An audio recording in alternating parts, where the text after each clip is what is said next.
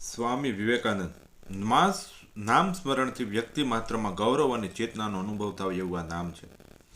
સમગ્ર વિશ્વ આજે પણ જીવ જગત અને ઈશ્વર સંબંધી વિચાર કરતા જ્યારે પણ મૂંઝવણ અનુભવે છે ત્યારે દિવ્ય સ્તંભ સમાન દિવ્ય પ્રકાશ કરે છે સ્વામી વિવેકાનંદ નામ લેવા માટે. સંવંત 1919 પોષ સુદ સાતમ સોમવાર અને મકર સંક્રાંતિ 1863 જાન્યુઆરીની 12મી તારીખે મહાન પુરુષનો જન્મ થયો. કલકત્તાના સિમલા પરગણાના સુપ્રસિદ્ધ દત્ત કુટુંબમાં વિશ્વનાથ દત્ત અને ભુવનેશ્વરી દેવીના ઘેરે જેમનો જન્મ થયો એ બાળકનું નામ હતું વીરેન્દ્ર.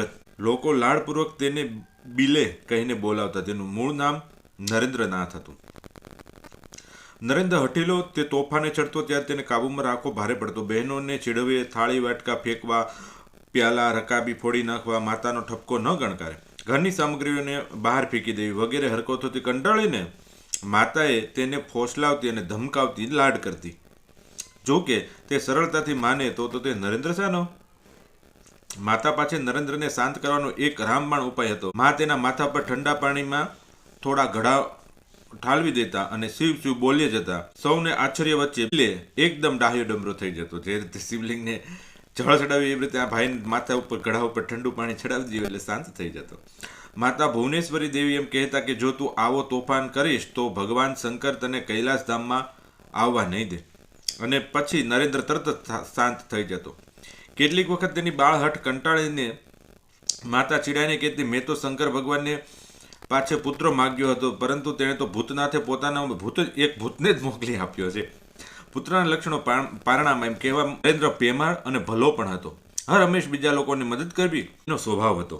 સાધુ, સંન્યાસી, ભિખારી બારણે આવે તો તરત જ નરેન્દ્ર રાજી થઈ જતો અને હાથમાં આવ્યું તે આદરપૂર્વક એને આપી જ દેતો.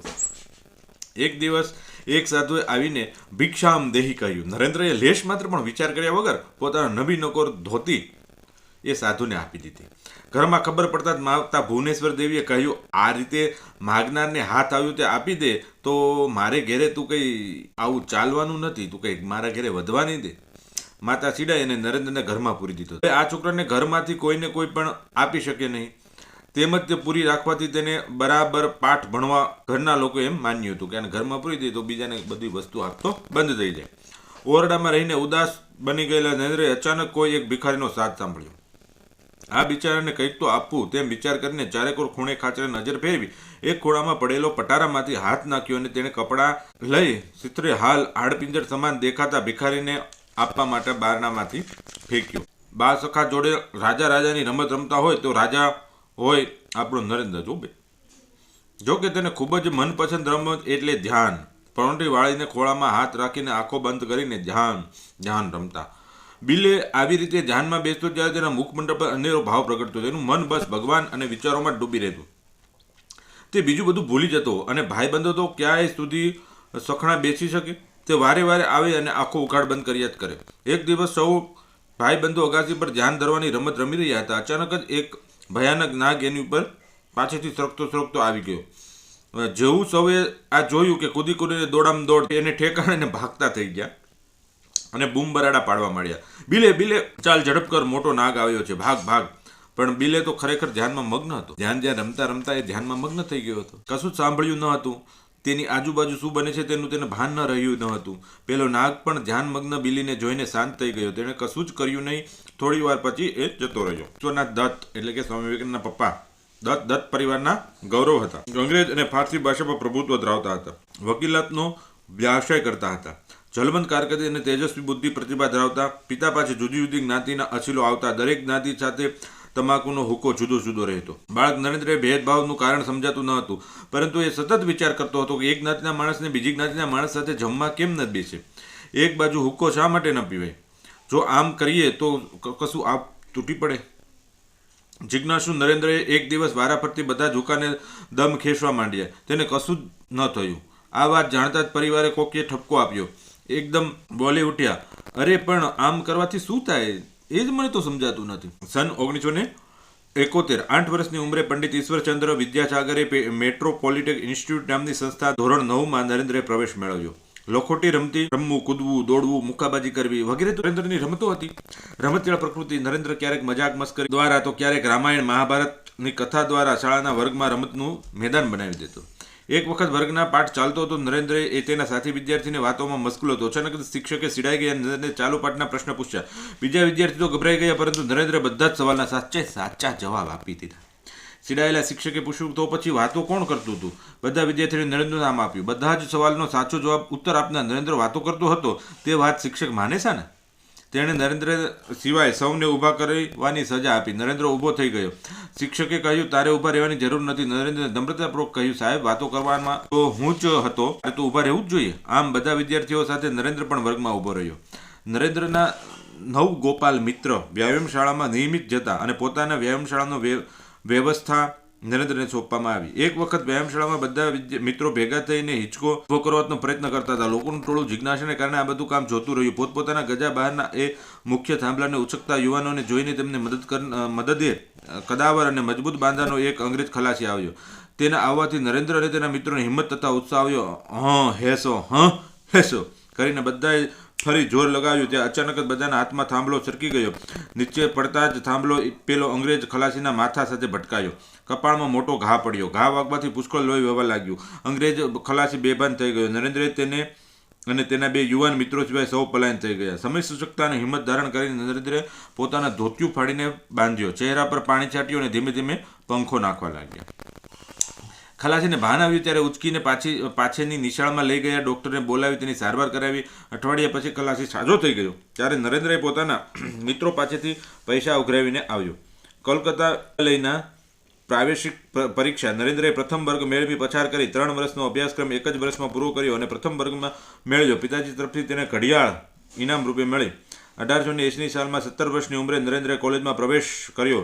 એ વર્ષે પ્રેસિડેન્ટ કોલેજમાં અભ્યાસ કર્યા પછી સ્કોટેજ સર્ચ કોલેજમાંથી ફર્સ્ટ આર્ટ પરીક્ષા ખૂબ જ લાંબી બીમારી પછી પણ દ્વિતીય વર્ગ પ્રાપ્ત કર્યો.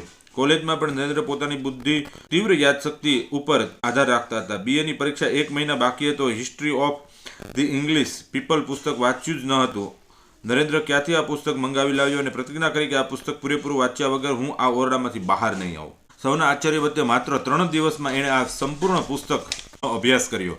રમતગમત અને શાળા કોલેજના અભ્યાસની માફક નરેન્દ્રને સંગીતમાં પણ રસ હતો. સતત 4-5 વર્ષ સુધી તેને મોહમ્મદ ખાન અને વેણી ગુપ્ત નામની પ્રસિદ્ધ સંગીતકારો પાસેથી પદ્ધતિસરનું સંગીતની તાલીમ મેળવી. નરેન્દ્રના કંઠમાંથી વહેતા રાગની સુરાવલીઓ કે તેમને છેડેલી સંસીઓનો સૂર એક વિશેષ પ્રકારની મોહિની સરસતો હતો.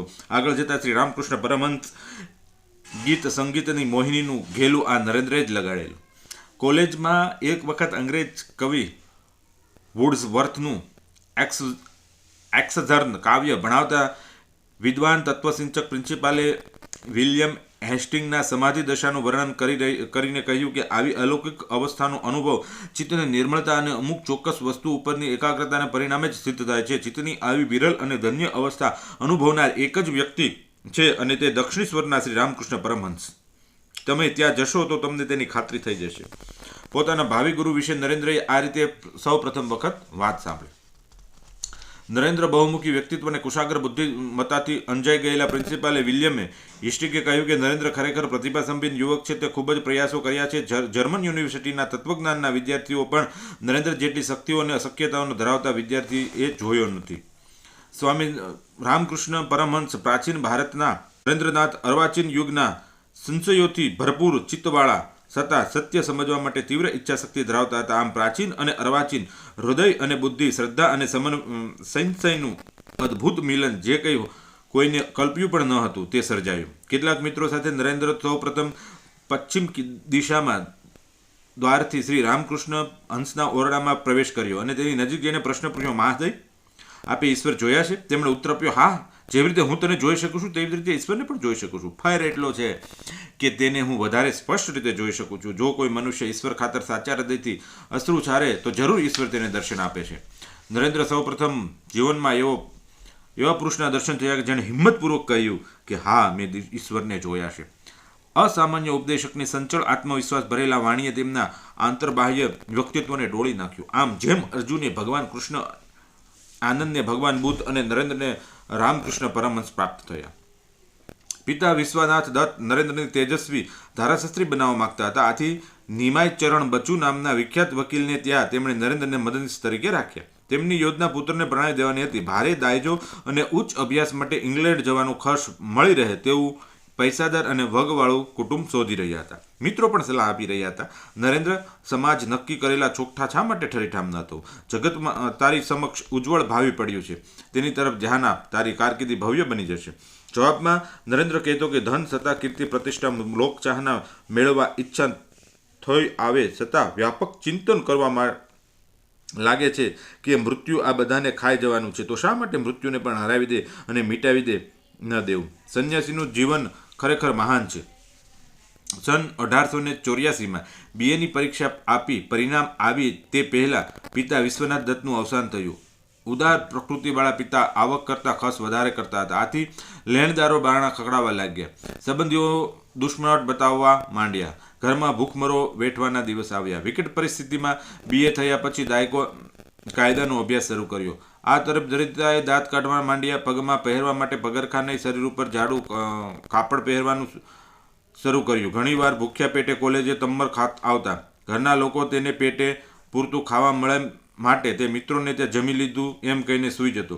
આ જ અરસામાં બળતામાં ઘી હોમાયું. કેટલાક કુટુંબીઓએ કોર્ટમાં દાવો માંડ્યો કે આ ઘરમાં અમારો હક છે, માટે ઘરના ભાગ પાડવા જોઈએ. સદભાગ્ય સુકાદો નરેન્દ્રની તરફેણમાં આવ્યો. આમ ઘર બચ્યું પણ હાડમારી ચાલુ જ રહી. ખર્ચને પહોંચી વળવા નરેન્દ્ર ફીમેસ સંસ્થાના સભ્ય થયા. પંડિત ઈશ્વરચંદ્ર વિદ્યાસાગરની શાળામાં શિક્ષક થયા, પણ ત્યાં ન ફાવ્યું એટલે શાળા છોડીને નોકરીની શોધમાં તેણે ઓફિસથી બીજી ઓફિસ ધોક ધકતા તામમાં જમ્યા વગર ઉઘાડા પગે ધક્કા ખાવા લાગ્યા. દરેક જગ્યાએ જાકારો મળ્યો. જીવનની વાસ્તવિકતા સાથેનો પ્રથમ પરિચય થયો. નરેન્દ્ર વિચાર આવ્યો કે આવી આર્થિક તંગી દૂર કરવા લાવ હું રામકૃષ્ણને મળું. માં કાલી તેમની પ્રાર્થના સાંભળી અને તેઓ જરૂર મારી મુશ્કેલીમાં દૂર કરશે. દક્ષિણેશ્વર પહોંચ્યા પછી નરેન્દ્રએ પોતાની મુશ્કેલી વર્ણી રામકૃષ્ણ દેવે મદદ કરવાની વિનંતી કરી. રામકૃષ્ણે કહ્યું કે બેટા, મારાથી આવી માગણી થઈ શકે નહીં. તું પોતે જ શા માટે પ્રાર્થના કરતો નથી? તારા બધા જ દુઃખો માની અવગણના કરવાના કારણે થયા છે. આમ છતાં નરેન્દ્રએ આગ્રહ કર્યો કે મારી ખાતર તમે માતાજીને પ્રાર્થના કરો. જવાબમાં રામકૃષ્ણે કહ્યું, બેટા, મેં તો વારંવાર એવી પ્રાર્થના કરી છે, પરંતુ તે માનતા નથી, એટલે એ તારી પ્રાર્થના સાંભળે છે અને તેને જ સાંભળતી નથી અને મંજૂર પણ કરતી નથી, એટલે તું પ્રાર્થના કર. સાંભળ, આજે મંગળવાર છે. કાલે મંગળવારે રાત્રે કાલી માતાના મંદિરે જજે, સાષ્ટાંગ પ્રણામ કરજે અને જે જોઈએ તે માગી લેજે. તારી માગણી અવશ્ય મંજૂર થશે.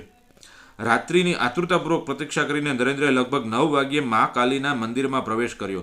શરીરમાં દિવ્ય આવેશ પ્રગટ થયો હોય તેવા અનુભવ થયો. પગ અસ્થિર થયા. મા જગદંબાના દર્શન કરવાની માની વાણી સાંભળીને આશાથી હૈયું પુલકિત થયું. મૂર્તિ ઉપર નજર સ્થિર થતાં જ દિવ્ય પ્રેમ અને શાશ્વત સૌંદર્યની ધામરૂપ કાલી પ્રત્યક્ષ થયા.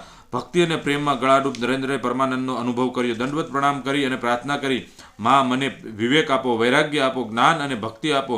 મને તારા સતત દર્શન થતા રહે એવું વરદાન આપો. મંદિરમાંથી બહાર આવ્યા નરેન્દ્રએ શ્રી રામકૃષ્ણને પૂછ્યું કે સંસારના ગરીબી ટાળવા મા કાલીને પ્રાર્થના કરીને નરેન્દ્ર ચમક્યો. જવાબ આપ્યો, ના, હું તો ભૂલી જ ગયો. એમને કહ્યું, જો જા, ફરીથી જા અને તારે જે જોઈએ તે માગ. નરેન્દ્ર ફરીથી અંદર ગયો. મા જગદંબાના દર્શન કર્યા. તરત બધું ભૂલી ગયો. જ્ઞાન અને ભક્તિ જ માગણી કરી. બહાર આવ્યો. તરત જ ગુરુજીએ પૂછ્યું, બીજી વાર તો તે માગણી કરીને? નરેન્દ્ર જે બન્યું હતું તે કહ્યું.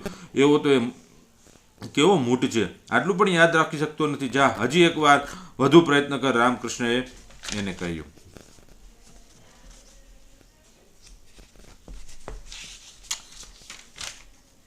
કાલિકા માતાના મંદિરમાં પ્રવેશ કરતા જ નરેન્દ્રએ શરમ અનુભવ થયો. તેને થયું કે હું કેવી તુચ્છ વસ્તુ માટે પ્રાર્થના કરવા આવ્યો છું. શરમ અને પ્રાચ્યતા સાથે ભાવપૂર્વક જગદંબાને પ્રણામ કરીને કહ્યું, મારી મારી માં, હું તારી પાસેથી જ્ઞાન અને ભક્તિ સિવાય કશું જ નથી ઈચ્છતો.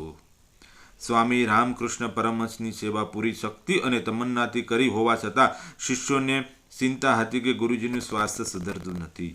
છેલ્લે દિવસે પરમહંસે નરેન્દ્રને પોતાની પાસે બોલાવ્યો અને હુફાળા સ્પર્શ કર્યો. પોતાની બધી જ આધ્યાત્મિક શક્તિ અર્પણ કરી અને કહ્યું, નરેન્દ્ર, તું હવે સામર્થ્ય સંપન્ન અને અત્યંત શક્તિશાળી છે. આ બધા મારા બાળકો છે. તેમના યોગક્ષેમનો ભાર તારા ઉપર છે. 16 ઓગસ્ટ 1986 પરમહંસનું નિધન થયું. બાલ સંન્યાસીઓએ વરાહનગરમાં એક મકાન ભાડે રાખ્યું. નગરના કોલાહોલથી દૂર ગંગા મૈયાના કિનારા ઉપર આવેલ ખંડેર જેવું આ મકાન શ્રી રામકૃષ્ણ દેવની સમાધિ સાથે પાછે હતું. ત્યાં તેમના પહેલો મઠ સ્થાપિત થયો, જેનું ધ્યેય આત્મોન્નતિ, લોક કલ્યાણની સાધના હતું. કેટલાક યુવકોએ ઘર બહારનો ત્યાગ કરીને સંન્યાસી બની ગયા. આ મઠમાં રહેવાનો સંકલ્પ કર્યો. સંન્યાસી સ્વામી વિવેકાનંદ ધામ ધારણ કરીને તેનું નેતૃત્વ કરવા લાગ્યા. મઠમાં રહેતા આ બધા જ ભજન સાધનમાં લીન થઈ ગયા. અન્ન વસ્ત્રો અભાવથી ચિંતા ચાલી ગઈ. ભોજન ન મળે તો પણ અધ્યયન અટકતું ન હતું. નરેન્દ્ર પોતાના સાથી સંન્યાસી મિત્રોને સંસ્કૃત અને વેદાંતનું તત્વજ્ઞાન ભણાવતા હતા. સાધુ તો ચાલતા ભલા. આ ન્યાયે કોઈ એક વિશેષ સ્થાન સાથે સંન્યાસી બંધાયેલો રહે તે ઠીક નથી. મઠ પણ એક પ્રકારનું બંધન જ હતું. સ્થાને વિશેષનો મોહ સંન્યાસી તો સારો નહીં. સંન્યાસીએ ધર્મ સ્વીકારી નરેન્દ્રમાંથી વિવેકાનંદ બન્યા પછી તેમણે સંપૂર્ણ ભારતને પોતાનું ઘર ગણ્યું. દેશના પ્રત્યેક નાગરિકને પોતાનો ભાઈ ગણ્યો.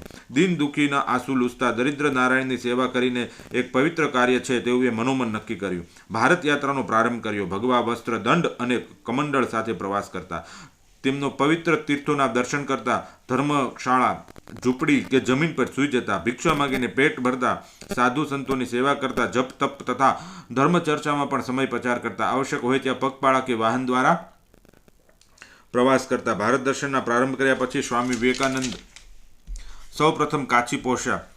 નિવાસ દરમિયાન પંડિતો સાથે વિચાર વિનિમય કર્યો, શાસ્ત્રાર્થ કર્યો, તેમના ઉપર પોતાનો પ્રભાવ પણ પાડ્યો. અયોધ્યામાં ભગવાન રામ સીતાના સ્મરણથી પુલકિત થયા. આગ્રામાં તાજમહેલ જોઈ નવાઈ લાગ્યા. વૃંદાવન જતા એક ચમારનો હોકો માંગીને પીધો.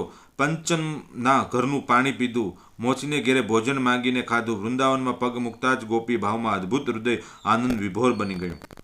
અલબરમાં કેટલાક મુસલમાન ભક્તો મળ્યા. તેમના ઘેરે ભોજન કરતા મહારાજ મંગળસિંહનો પરિચય થયો. અનેક વિષયો ઉપર ચર્ચા વિચારણામાં મહારાજે કહ્યું કે સ્વામીજી, તમે મૂર્તિ પૂજામાં વિશ્વાસ નથી. સ્વામીજીએ કહ્યું, મૂર્તિ તો સંકેત માત્ર છે. ભગવાન યાદ અપાવે છે તે તુચ્છ કે નિરર્થક નથી. પ્રત્યેક સાધકનો એક માર્ગ હોય છે જે તેને તેના લક્ષ્ય તરફ દોરી જાય છે. આમ છતાં રાજાને સંતોષ થયો નથી. આથી સામે દિવાલ પર ટીંગાળેલ મહારાજના ચિત્રની સામે ઊભા રહેલ દિવાનને પૂછ્યું, આ ચિત્ર કોનું છે? દિવાને જવાબ આપ્યો, મહારાજશ્રીનું. હવે તમે એના ઉપર થૂકો. દિવાન ચકિત થઈ ગયો અને સ્વામીને પાગલ કહેવા લાગ્યા. સ્વામીએ ફરીથી પૂછ્યું કે થૂકો? તમે ગભરાવશો શા માટે? આ તો રાજાનું ચિત્ર માત્ર છે ને, ચેતના નથી. દિવાને કહ્યું, પરંતુ તે તો મને મહારાજની યાદ આપે છે. આ વાત સાંભળતા જ મહારાજનો વિવેક જાગૃત થયો. સ્વામીજીને ક્ષમા માગી. પોતાના મનનું સમાધાન થઈ ગયું અને તેનો એકાકાર થઈ ગયો. સ્વામીજી જયપુર, અજમેર અને આબુ પર્વત પર ગયા. આબુમાં એક ગુફા અંદર બેસીને કેટલોય સમય એણે ધ્યાન તપસ્યા કરી. સ્વામી વિવેકાનંદ એક વખત રાજસ્થાનના રેલવે દ્વારા પ્રવાસ કરતા હતા. બીજા વર્ગના ડબ્બામાં આરામથી આડા પડેલા હતા. તેમના ડબ્બામાં સહપ્રવાસી તરીકે જે અંગ્રેજ પણ હતા. આ બંને અંગ્રેજ સ્વામીજીની નિંદા કરતા હતા. આગળની ગાડીના સ્ટેશન ઊભી રહી. સ્વામીજીએ ત્યાંના અધિકારી પાસે અંગ્રેજીમાં પાણી માંગ્યું. સાથે પ્રવાસી કરતા બે અંગ્રેજોએ ખૂબ જ આશ્ચર્ય થયું. તેમણે કહ્યું કે અંગ્રેજી જાણવા છતાં અમે તમારી આટલી નિંદા કરી હોવા છતાં તમે મૌન કેમ બેસી રહ્યા? સ્વામી વિવેકાનંદે જવાબ આપ્યો, મૂર્ખાઓ સાથે પ્રવાસ કરવાનો અને મુલાકાતનો આ પહેલો જે પ્રસંગ થોડો છે. સ્વામીજીના શરીર અને મનની સ્વસ્થતા જોતા પહેલા જ અંગ્રેજ સહપ્રવાસીનું મૌન ધારણ કરવાનું જ ઉચિત માન્યું. સ્વામી વિવેકાનંદ મૈસૂરના મહારાજ અને તેમના પ્રધાન શેષાદ્રી અય્યર સાથે મુલાકાત થઈ. વિદ્વાનોની સભામાં સ્વામી વિવેકાનંદે સંસ્કૃતમાં ભાષણ થયું, જેને સાંભળીને મહારાજ અત્યંત પ્રભાવિત થયા. તેમણે સ્વામીજીને ભવિષ્યની યોજના અંગે પૂછપરછ કરી. સ્વામી વિવેકાનંદે પોતાના ભાવિ યોજનાને પ્રકટ કરતા કહ્યું કે ભારતમાં તત્વજ્ઞાન તથા ધર્મ છે અને પશ્ચિમના દેશોમાં વિજ્ઞાન છે. પૂર્વ અને પશ્ચિમની આ વિશેષતાઓનો પરસ્પર વિનિમય કરવાથી લોક કલ્યાણ સાધી શકાય. આ શુભ કાર્ય માટે વેદાંતના તત્વજ્ઞાનનો પશ્ચિમના પ્રચાર પ્રસાર કરવા હું અમેરિકા જવા ઈચ્છું છું. આ સાંભળીને મહારાજે કહ્યું કે તમારા પશ્ચિમના પ્રવાસ માટે જરૂરી તમામ ખર્ચ આપવા માટે હું તૈયાર છું. વિવેકાનંદે ધન્યવાદ સાથે કહ્યું કે જ્યારે જરૂર પડશે ત્યારે માગી લઈશ. સ્વામી વિવેકાનંદ રામગઢ ગયા. રામગઢમાં રાજાનું નામ સેતુપતિ હતું. તેમની સાથે ભારત સમસ્યા ઉપર વિગતવાર વાતચીત કરી. તેજસ્વી વ્યક્તિત્વ અને પ્રભાવશાળી વાણી ધરાવતા સ્વામીજીએ ભારતના ચિંતા જાણીને રાજાએ તેમને માટે બહુ માન ઉત્પન્ન થયું. તેમણે સ્વામીજીને પ્રાર્થના કરી, સ્વામીજી, ન્યુયોર્ક ભરાનાર વિશ્વ ધર્મ સંમેલનમાં હિન્દુ ધર્મના પ્રતિનિધિ તરીકે અવશ્ય જાઓ. પ્રવાસનો ખર્ચ હું આપીશ. આ વાત ઉપર હું વિચાર કરીશ તેવું આશ્વાસન આપીને સ્વામી વિવેકાનંદ ભારતથી શેખ દક્ષિણ આવેલા યાત્રાધામ કન્યાકુમારી ગયા. કન્યાકુમારીના મંદિરમાં જગદંબા કુમારી સ્વરૂપ બિરાજે છે. માતાજીની મૂર્તિને પૂજારીઓ દરરોજ અગર ચંદનની વિભૂષિત કરે છે. બાલિકાના રૂપમાં બિરાજતા માં જગદંબાના નેત્રો મનોહર છે. સ્વરૂપ દૈદિવ્યમાન છે અને મુખ પર મધુર સ્મિત રમે છે. અદ્ભુત અને આનંદદાયક એવું એમનું રૂપ છે. એક દિવસ સ્વામીએ પાણીમાં તરીને સમુદ્રની મધ્યમાં આવેલ ઉચ્ચ અને છેલ્લા ખડક ઉપર પહોંચ્યા. આસાન જમાવી આંખો બંધ કરી સંપૂર્ણ ભારતના માનવ ચિત્રનું દર્શન કર્યું. દેશની સમસ્યાઓ પર વિચાર કર્યો. સામાન્ય માનવીની દરિદ્રતાનું સ્મરણ કર્યું. અવિશ્વાસ અને ફાટફૂટથી ખવાઈ ગયેલ ભારત વર્ષના સંતતોની દુર્દશા જોઈ ને વ્યથા અનુભવી અને સુતેલા સિંહ જેવા ભારતીયોને જગાડવાનો નિશ્ચય કર્યો. આજે આ ખડક વિવેકાનંદ ચિલ્લા તરીકે ઓળખાય છે. તેના ઉપર એક વિશાળ ભવ્ય પૂરા કદની સ્વામીજીની પ્રતિમાવાળું વિવેકાનંદ શિલા સ્મારક બાંધવામાં આવ્યું છે. બંગાળનો નરેન્દ્ર ભારત વર્ષના મહાન જ્યોતિધર બન્યા. અમેરિકામાં જવાનો માર્ગ તેમને ચેન્નઈમાં થયો. ચેન્નઈથી જનતા ઉપર તેમના પ્રવચનો દ્વારા જે પ્રભાવ પડ્યો તે છેક ભાગ્યનગર સુધી ફેલાયેલો. તેમની જાહેર સભાઓમાં હજારો લોકો ભેગા થતા. તેમના સર્વપ્રથમ સાર્વજનિક ભાષણમાં હડકેઠઠ મેદની ઉમટી ભાગ્યનગરની પાછા આવીને સ્વામીને વિદેશ જવાની તૈયારી કરી. આ વાત જાણતા જ સ્વામી વિવેકાનંદે ભક્તોએ દેશમાં અનેક ભાગોમાંથી ધન એકઠું કરવા માંડ્યું. ભેગી કરેલી રકમ સ્વામીજીને આપવા માંડી તો તેમણે પ્રવાસ ખપ પૂરતી રકમ લઈ બાકીની રકમ પાછી આપી દીધી. 31 મે 1893 દિવસે જહાજમાં બેસી તેઓ મુંબઈથી વિદેશ જવા માટે રવાના થયા. કોલંબો, શિકાગો, હોંગકોંગ, ટોક્યો થઈને સ્વામીજી જુલાઈની મધ્યમાં શિકાગો પહોંચ્યા. હોટલમાં રોકાયા. સર્વધર્મ સંમેલન ક્યારે શરૂ થવાની છે તેની જાણકારી પ્રાપ્ત કરી તો ખબર પડી કે 3 મહિના પછી આ સંમેલનનો પ્રારંભ થવાનો છે. અપરિચિત દેશમાં કેવી રીતે રહેવું તેની મૂંઝવણ અનુભવવા લાગ્યા. સમયનું કામ કરતો હતો. આ સાથે લાવેલા પૈસા પણ પૂરા થવા લાગ્યા. કરકસર કરવાનો વિચાર કરીને મોટા અને ખર્ચાળ શિકાગો શહેરને છોડીને પાછેના બોસ્ટન નગરમાં રહેવા લાગ્યા. રસ્તામાં એક મહિલાનો પરિચય થયો કે જે બોસ્ટનમાં જ હતા. સ્વામી વિવેકાનંદજીનો ભગવો વેશ, કસાયેલું શરીર, મોહક તેજસ્વી આંખો જોઈને તેમને સ્વામીજીના અસાધારણ પ્રતિભાના દર્શન થયા. પોતાને ઘેરે આવવાનું આમંત્રણ આપ્યું. બોસ્ટનમાં ભારતીય સંસ્કૃતિ અને હિન્દુ ધર્મ વિષય ઉપર તેઓ નાની મોટી ક્લબોમાં પ્રવચન આપતા. ઘણા વિદ્વાન લોકો તેમને મિત્ર બન્યા, જે પૈકી જ્હોન હેનીરાઇટ મુખ્ય હતા. જ્હોન હેનીરાઇટ હાર્વર્ડ યુનિવર્સિટીના ગ્રીક ભાષાના પ્રાધ્યાપક હતા. તેઓએ સ્વામીજીની વિશ્વ ધર્મ સંમેલનમાં ભાગ લેવા દેવા માટે ભલામણ પત્ર લખી આપ્યો. જે ખોવાઈ ગયો હતો તેમાં લખ્યું કે સ્વામી વિવેકાનંદ આપણા જેવા પ્રાધ્યાપકોનો સમૂહ કરતા ઘણા મોટા વિદ્વાન છે. બોસ્ટનથી સ્વામીજી ફરી શિકાગો ગયા. પહોંચતા રાત પડી ગઈ. સરનામાના કાગળ અને ભલામણપત્ર ખોવાઈ ગયા. સ્ટેશન વિસ્તારમાં અમેરિકાના મૂળ જર્મન તરફના એટલે કે અંગ્રેજી આવડતી નહીં.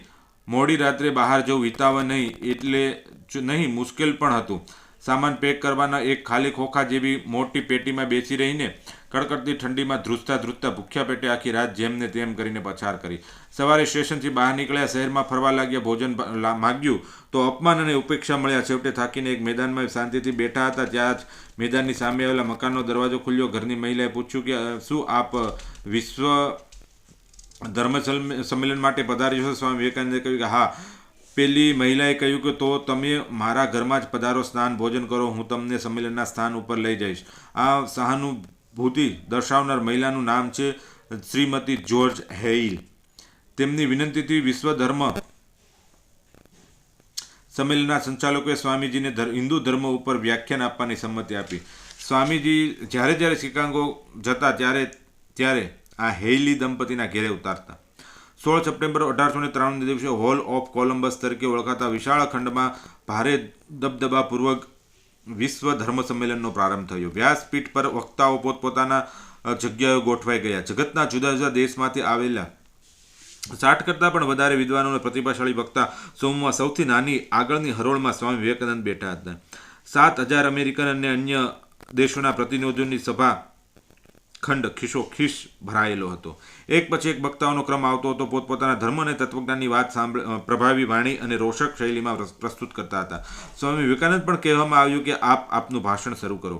સ્વામી વિવેકાનંદે ધબકતા હૃદય અને સુકાતી જતી જીહવાથી કોઈ પણ પ્રકારના લેખિત પૂર્વ તૈયારી વગર મા શારદા તથા શ્રી રામકૃષ્ણ પરમહંસને મનોમન નમન કરીને ઊભા થયા. ગુરુજીના આશીર્વાદ મળી રહ્યા છે તેવો અનુભવ કર્યો અને વિશાળ સભાખંડમાં હજારો શ્રોતાઓ તરફ નજર નાખીને અખૂટ આત્મવિશ્વાસપૂર્વક મધુર સ્વરથી સંબોધન કર્યું. અમેરિકાના ભાઈઓ અને બહેનો, મનમોહક અને હૃદય સ્પર્શી એવું આ સંબોધન સાંભળતા જ શ્રોતાના વિશાળ સમુદાયને પ્રચંડ હર્ષનાદ અને તાળીઓના ગગડગાટથી સ્વામીજીને વધાવી લીધા. મૈત્રી ભાવની મોહિની 2-3 મિનિટ સુધી ચાલુ રહી. સભાખંડમાં શાંતિ પથરાતા જ તેમણે પોતાનું નાનકડું ભાષણ પૂર્ણ કર્યું. મને આ વાતનું ગૌરવ છે કે હું હિન્દુ છું. મને એ વાતનું ગૌરવ છે કે હું જે દેશમાંથી આવું છું ત્યાં બધા જ ધર્મોનું સન્માન થાય છે. મને એ વાતનું ગૌરવ છે કે હું જે દેશમાંથી આવું છું ત્યાંના અનેક સંતો અને મહાત્માઓ પરમેશ્વરની સાક્ષાત્કાર કર્યા છે. મને એ વાતનું ગૌરવ છે કે હું જે દેશમાંથી આવું છું ત્યાં મનુષ્ય માત્ર જ નહીં પણ સંપૂર્ણ સયાચર સૃષ્ટિના પરમેશ્વરને અંશ તરીકે ગણી તેમના એકાત્મતાનો અનુભવ કરી શકાય છે. પછી આગળ જણાવ્યું, કેટલીક નાની જગ્યાએ વહેતી નદીઓ અંતે તો સમુદ્રને જ મળે છે, તેમ અલગ અલગ ધર્મ સંપ્રદાયમાં પથરાયેલા મનુષ્ય અંતે તો એક જ પરમાત્મા પાસે પહોંચે છે. કોઈ ધર્મ ઉત્તરતો નથી અને સર્વ ધર્મ શ્રેષ્ઠ છે. કોઈ ધર્મ શ્રેષ્ઠ નથી એવું નથી. સ્વામી વિવેકાનંદના હૃદયમાંથી ફૂટતી આ સ્પષ્ટ, સચોટ અને તર્કબદ્ધ વાણીના શ્રોતાઓના હૃદયમાં સહજ સ્થાન પ્રાપ્ત કર્યું. વક્તા સમૂહ, શ્રોતાગણ અને સ્થાનિક પત્રપત્રિકાઓમાં મુક્ત કંઠે સ્વામીની વિવેકાનંદની પ્રશંસા કરી. હવે સ્વામી વિવેકાનંદ અમેરિકાના લોકોનું આકર્ષણનું કેન્દ્ર બની ગયા. સંમેલન ચાલતું હતું ત્યાં અનેક સંસ્થાના સંગઠનો સ્વામીજીના ભાષણ માટે નિમંત્રણ મોકલવા માંડ્યા. ધનવાનોએ આતિથ્ય સ્વીકારવા માટે આ પ્રાર્થના કરી અને આમ બંગાળનો નરેન્દ્ર પરમહંસ વિવેકાનંદ જોતજોતમાં વિશ્વ પ્રસિદ્ધ પ્રતિભા બની ગયા. સ્વામી વિવેકાનંદ જ્યાં જ્યાં ગયા ત્યાં ભારતીય સંસ્કૃતિની શ્રેષ્ઠતા પ્રગટ કરી. ચારિત્ર, સમાજ વિજ્ઞાન, તત્વજ્ઞાન અને સાહિત્ય સહિતના અનેક વિષયો ઉપર અધિકારપૂર્વક આકર્ષક શૈલીમાં પ્રવચન આપ્યા. જરૂર જણાતા નિસંકોચ ખ્રિસ્તી મશીનરીઓના અપ્રચારનું ખંડન પણ કરતા ગયા. અંગ્રેજી ભાષા ઉપર અસાધારણ પ્રભુત્વ અને સતત સમાન વ્યક્તિત્વ દ્વારા વિવેકાનંદ યુગ પુરુષ, વિશ્વ પુરુષ બન્યા.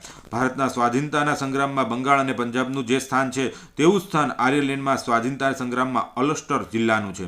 આ જિલ્લાના ખ્રિસ્તી પાદરી અને સ્વતંત્રતાના સંગ્રામી પ્રસિદ્ધ નેતા જોન નોબલ હતા. તેમનું ચોથા પુત્રનું નામ ચેલ્યુ રિચમાન્ડ. આ ચેલ્યુ રિચમાન્ડને દીકરીને માર્ગોરેટ એલિઝાબેથ નોબલ ભગીની નિવેદિતા. સ્વામી વિવેકાનંદના પ્રવચનો બુદ્ધિ પ્રતિ આકર્ષણે તેમના શિષ્ય બન્યા. સતત 4 વર્ષ વિદેશમાં પ્રવાસ, પ્રવચનની પરંપરા દ્વારા જગતમાં ઇતિહાસમાં ધ્રુવ તારકનું સ્થાન પ્રાપ્ત કરનાર સ્વામી વિવેકાનંદ માતૃભૂમિ ભારતમાં પાછા ફર્યા. સ્વામી વિવેકાનંદ ભારત આવ્યા ત્યારે પહેલા તેમનું નામ દેશના ખૂણે ખૂણે પહોંચી ગયું હતું. 15 જાન્યુઆરી 1897 દિવસે સૌપ્રથમ તેઓ કોલંબો પધાર્યા કે તરત જ ત્યાં તેમનું ભવ્ય સ્વાગત થયું. રામનાડુ, મદુરાઈ, કુંભકોણમ થઈને તેઓ ચેન્નઈ આવ્યા. સ્વામીજીનું દેવદુર્લભ સ્વાગત કરવા માટે વિશાળ જનસમુદાય સ્ટેશન ઉપર જે એકઠો થઈ ગયો. શોભાયાત્રામાં લોકોએ ઘોડાઓ ખસેડી દઈ અને પોતાની જાતને જોતરી ગૌરવ અનુભવ કર્યો. માનવ પત્ર, પુષ્પહાર અને આરતીની પરંપરા સર્જાઈ. સ્વામી વિવેકાનંદ લોકોને રામકૃષ્ણ પરમહંસનો સંદેશ સંભળાવતા, મને મુક્તિ મળી તેવી વાત કરવી તે જ પણ સ્વાર્થ છે. ભારતમાં જ્યાં સુધી એક પણ દુઃખી દરિદ્ર છે ત્યાં સુધી મારી મુક્તિ ન જોઈએ. આ વાત તેઓ વારંવાર કહેતા. સંગઠનમાં શક્તિ છે એવું અનુભવથી તેમને સમજાયું અને 1897માં તેમણે શ્રી રામકૃષ્ણ મિશનની સ્થાપના કરી અને સેવા કાર્ય શરૂ કર્યું.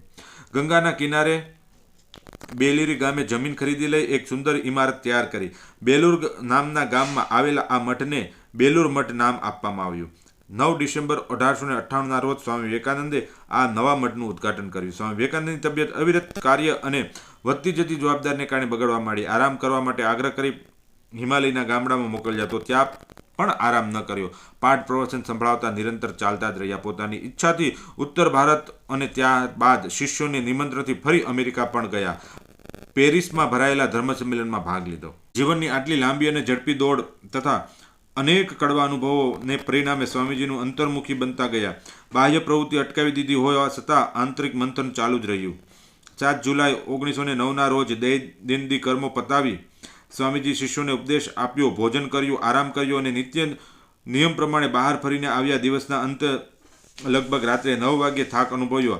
હાથમાં ધ્રુજારોયો, પથારીમાં બેઠા થઈ ગયા અને મન મોકળું મૂકીને રડ્યા. પછી સૂઈ ગયા. કાયમને માટે નિર્વિકલ્પ સમાધિ. સ્વામી વિવેકાનંદ આત્મા પરમાત્મામાં લીન થઈ ગયા. દેહ ચાલ્યો ગયો પણ વાણી અમર બની ગઈ. સ્વામીજીનો વિચાર અને કૃતિથી જગવિખ્યાત બની ગયા. આપણી વચ્ચે અચાનક ચાલ્યા ગયા હોવા છતાં આજે પણ ચિરંજીવી છે. ભારત અને સમગ્ર વિશ્વ માટે તેમનું જીવન એક આદર્શ છે. તેમનું નામસ્મરણ સ્ફૂર્તિદાયક મંત્ર છે. તેના ઉદાર વિચારો પ્રેરણાની પરબ છે. ખરેખર ભારત ભૂમિ માટે વિભૂતિથી દેવદુર્લભ બની છે. Arise awake the stop not till the goal is reached. જાગો, ઉઠો અને ધ્યેય પ્રાપ્તિ સુધી મંડ્યા રહો. આ જાગરણ મંત્ર આજે સૌને પ્રેરણા આપે છે. સ્વામીજીએ સન 1897માં કહ્યું હતું, હવે પછીના 50 વર્ષમાં ભારત માતા જ ભલે આપણી આરાધ્ય દેવી બની રહો. દેવ સેવાની જેમ જ દેશ સેવા કરો. આમ થશે ત્યારે ભારત જાગી ઉઠશે. 1897 થી 1947 બરાબર 50 વર્ષના સમયગાળામાં સ્વામીજીના શબ્દો સાચા થઈને રહ્યા. ભારત સ્વતંત્રતા મેળવી. ભારત જાગરણની દિશામાં એ પ્રથમ સોપાન હતું. રાજકીય સ્વતંત્રતા વગર રાષ્ટ્રીય જાગૃતિ શક્ય બની શકે નહીં. કોઈ પણ દેશ વિકાસ અને સમૃદ્ધિની માટેની આ પૂર્વ શરત છે. સ્વામી વિવેકાનંદી કહેતા કે ભારતમાં સાચો પ્રભાવ રાજકીય, સામાજિક અને વ્યાપારિક આદર્શો નહીં પણ આત્મબળના પાયા પર ઉભેલા આધ્યાત્મિક આદર્શનો છે. જગતની કોઈ પણ શક્તિ કરતા મનુષ્યની આત્માની અધિક બળવાન છે. ભારત વર્ષ દૈનિક જીવન વ્યવહારના આદર્શોનું આચરણ કરશે ત્યારે જ તે શક્તિશાળી થશે. સ્વામીજીના સ્વપ્નમાં જાગતી આદર્શની સિદ્ધિ માટે આજે કેટલા લોકો અથાગ પ્રયત્ન કરી રહ્યા છે. હે વીર, દ્રઢ બન, હિંમત ધારણ કર. તું ભારતવાસી છે તેનું અભિમાન કર અને ગર્વપૂર્વક પોકાર, હું ભારતવાસી છું. પ્રત્યેક ભારતીય મારો ભાઈ છે. ભારત માતા મારું જીવન છે. ભારતના દેવ દેવી મારા ઈષ્ટ છે. મારા બાળપણનું પારણું, મારા યૌવનનું વિહાર, ઉપવન અને મારી વૃદ્ધાવસ્થાનું પવિત્ર સ્વર્ગ ભારતનો સમાજ છે. ભારતનું કલ્યાણ એ જ મારું કલ્યાણ છે. હે ભારત, ભૂલીશ નહીં કે તારો સ્ત્રીત્વનો આદર્શ છે ચિતા, સાવિત્રી અને દમયંતી. ભૂલીશ નહીં કે તારો પૂજ્ય દેવ છે યોગીઓના યોગી ઉમાપતિ શંકર. ભૂલીશ નહીં કે તારા સંચાર, તારી સંપત્તિ, તારું જીવન ઇન્દ્રિય સુખ માટે નહીં, વ્યક્તિગત સુખ માટે નહીં. ભૂલીશ નહીં કે તારા સંચાર, તારી સંપત્તિ કે તારું જીવન ઇન્દ્ર સુખ માટે નહીં, વ્યક્તિ સુખ માટે નહીં. ભૂલીશ નહીં કે માતૃભૂમિની યજ્ઞવેદીમાં અપાતી આહુતિ તરીકે જ તારો જન્મ થયો છે. ભૂલીશ નહીં કે નીચલા વર્ગના લોકો, અજ્ઞાની, દરિદ્ર, અભણ, મોસી, ચમાર, ભંગી બધા જ તારા રક્તમાંસના જ તે તારા જ ભાઈઓ છે.